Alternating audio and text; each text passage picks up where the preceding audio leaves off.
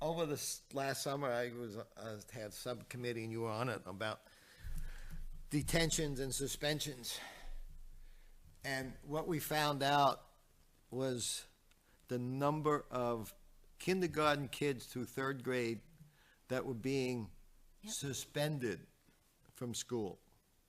One for tickling a kindergartner who was tickling a little girl. Right. I mean, that's so we made a committee out of that. So the committee passed, and hopefully we studying, find out why schools are suspending kindergarten kids. And the kid in Manchester, you mentioned that, was suspended for tickling a girl. And you see it. What do 5-year-olds do? But you see it around the country. The boy that was suspended because he chewed his waffle into, or his pastry into a gun, and he was suspended. And the boy that said he put on a fake ring and said he was gonna make his friend disappear because it was the Lord of the Rings ring, and he got suspended.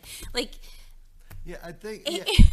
One of the you really can't make this stuff up. I know, but you know why people homeschool? Because it's so crazy out there now. My comment on this is we have these zero tolerance policies, which to me means zero common sense. Absolutely. Because, I mean, and that's what everybody was shocked when they heard that kindergarten kids, and like 100, I think there was something like 500 total between kindergarten and third grade kids being suspended.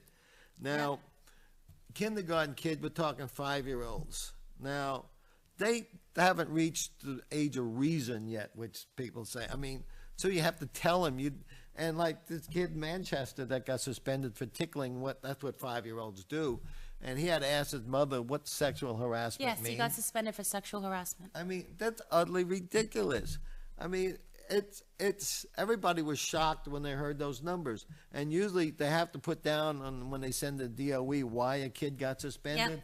And the majority of these were other, and that's what the committee hopefully will find out. What is all these others, and why are we wasting time hurting kids by suspending them at an early age? In other words, telling them you're bad. And I know Representative Mary Guile has been a big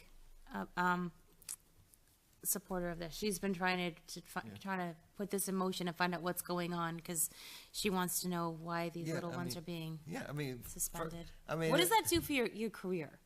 If you get suspended in kindergarten, you're kind of marked as the troublemaker, and then what happens for the rest of your 12 years? This kid gets suspended, so we got to watch him. Yeah, I mean, there was one case. It was actually, you think of it, how teachers handle this stuff, and I think, one teacher leaves the room for a few minutes and comes back, and there's one rebel rouser in the kindergarten class had the kids turn over all their chairs and whatnot.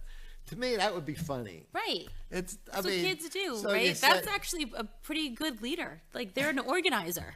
Right. But you don't suspend them. You say, okay, now we're going to continue class, and either you're going to sit on the floor or you're going to turn your chairs back over.